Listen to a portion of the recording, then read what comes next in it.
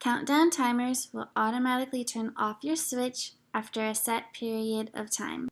To get started with countdown timers, tap the menu icon in the Deako app and select Countdown Timers. Next, tap New Countdown Timer and select a switch. I'm going to select the bathroom switch.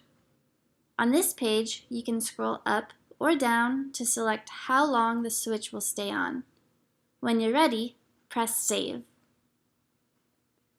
If you want to edit or remove the countdown timer, press Edit from the Countdown Timers page.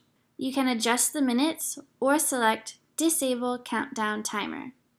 I'm going to disable this timer for now and press Save.